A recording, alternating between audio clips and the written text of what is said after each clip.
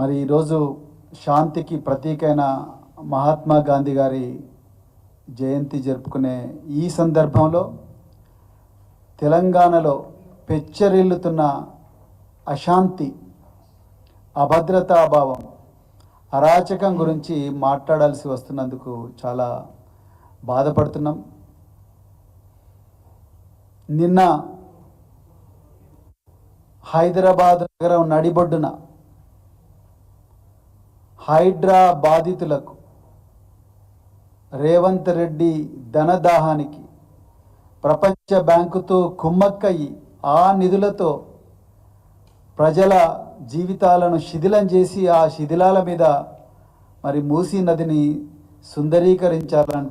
అనుకుంటున్న రేవంత్ రెడ్డి ధనదాహానికి వ్యతిరేకంగా ప్రజలందరూ కూడా బాధలో ఉంటే, పుట్టెడు దుఃఖంలో ఉంటే వాళ్ళందరినీ ఓదార్చడానికి పోయిన మా నాయకులు భారత రాష్ట్ర సమితి వర్కింగ్ ప్రెసిడెంట్ కేటీఆర్ గారి మీద పట్టపగలే నగరం నడిబొడ్డున విద్యానగర్ చౌరస్తాలో 12:14 సిటీ యూత్ కాంగ్రెస్ ప్రెసిడెంట్ మోతా రోహిత్ నాయకత్వంలో 20 మంది గూండాలు వచ్చి పట్టపగలే దాడి చేసిండ్రు. దీన్ని పూర్తిగా మరి ప్రజలు, ప్రజాస్వామికవాదులు, అన్ని పార్టీలు కూడా ఖండించాలని చెప్పేసి ఈ సందర్భంగా మరి రిక్వెస్ట్ చేస్తున్నాం. ఒక సీనియర్ మినిస్టర్, తెలంగాణ రాష్ట్రాన్ని ప్రపంచ పటంలో నిలబెట్టిన ఒక గొప్ప దార్శనికులు, అదేవిధంగా ఒక ఎమ్మెల్యే, ఒక గొప్ప పార్టీకి వర్కింగ్ ప్రెసిడెంట్ అయిన కేటీఆర్ గారి మీదనే పట్టపగలే గూండాలు దాడి చేస్తున్నారు. కాంగ్రెస్ గూండాలు అంటే మీరు అర్థం చేసుకోవచ్చు సామాన్య మానవుల పరిస్థితి తెలంగాణలో ఏ విధంగా ఉంటుందో.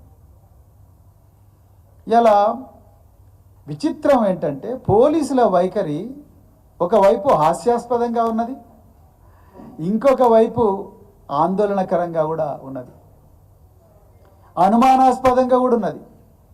అసలు హోమ్ మినిస్టరు, ముఖ్యమంత్రి తానే అయిన రేవంత్ రెడ్డి పక్కా ప్లాను వేసి బీఆర్ఎస్ నాయకులను అడుగడుగునా వాళ్ళను దాడి చేసి హతమార్చాలనే పన్నాగంలో పోలీసులు సమిధలవుతున్నారు, ప్రేక్షక పాత్ర వహిస్తున్నారు, పావులవుతున్నారు అన్న విషయం చెప్పాల్సి వస్తున్నందుకు బాధ అనిపిస్తున్నది ఒక మాజీ పోలీస్ అధికారిగా కూడా.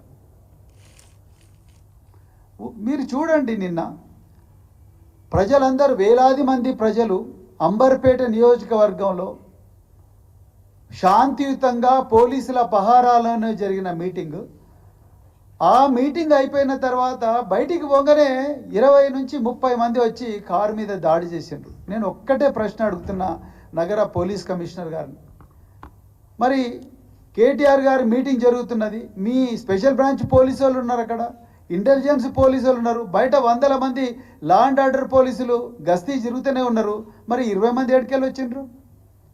20 మందిని ఎందుకు మీరు అదుపులోకి తీసుకుపోలేదు?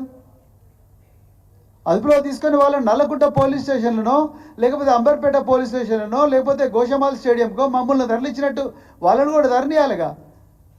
మరి వాళ్ళ ఫోన్లో ఎందుకు మీరు మానిటర్ చేయలేదు?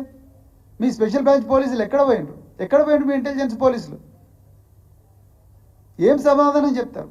అది ఒక ఎత్తు అయితే, ఇక రెండవది మరింత పెద్ద, దాని మీద మరి పోలీసులు 363/2024 క్రైమ్ రిజిస్టర్ చేసిండ్రు. ఇక విచిత్రం ఏందయ్యా అంటే, ఇప్పటికీ దాడి జరిగి 26 గంటలైంది కేటీఆర్ గారి మీద. 26 గంటలైనా నిందితులు పోలీసు వాళ్ళకు దొరకలేదు. ఇంతకన్నా పెద్ద జోక్ ఏముంటుంది తెలంగాణలో? ఆ దాడికి నాయకత్వం వహించిన ఈ మోతా రోహిత్ అనే వ్యక్తి, ఆయన డైరెక్ట్గా ట్విట్టర్లో పెట్టుకున్నాడు, నేను కేటీఆర్ కాన్వాయ్ని అడ్డుకున్నా అని చెప్పి, stopped KTR BRS Amberpet demanding అని చెప్పి మొత్తం పెట్టుకున్నాడు. మీరు చూడండి, ఆయన కూడా ఈయన డైరెక్ట్గా నేను ఇది చేసినా అని చెప్పి గర్వంగా ఒక ట్రోఫీ లాగా ట్విట్టర్ పోస్ట్ పెట్టుకున్నాడు ఎక్స్లో. నేను ఇంతకుముందే ఇన్స్పెక్టర్ గారితో మాట్లాడితే ఇంతవరకు సీసీటీవీ ఫుటేజ్లు వెతుకుతున్నారంట. మొత్తం ప్రపంచం అంతా తిరుగుతున్నది, సోషల్ మీడియాలో వైరల్ అవుతున్నది. పోలీసు వాళ్ళు మాత్రం ఆ సీసీటీవీ ఫుటేల గురించే చూస్తున్నారు. ఎవరికి చెవిలో పూలు పెట్టాలనుకుంటున్నారో నాకు అర్థం కావట్లేదు. ఒక రాష్ట్ర పార్టీ నాయకుడి మీద, వర్కింగ్ ప్రెసిడెంట్ మీద పట్టపగలే కాన్వాయ్ మీద దాడి జరిగితే మీరు నిందితులను 26 గంటలైనా పట్టుకోలేకపోతే ఇంకా ఎవరికి రక్షణ కల్పిస్తారు మీరు?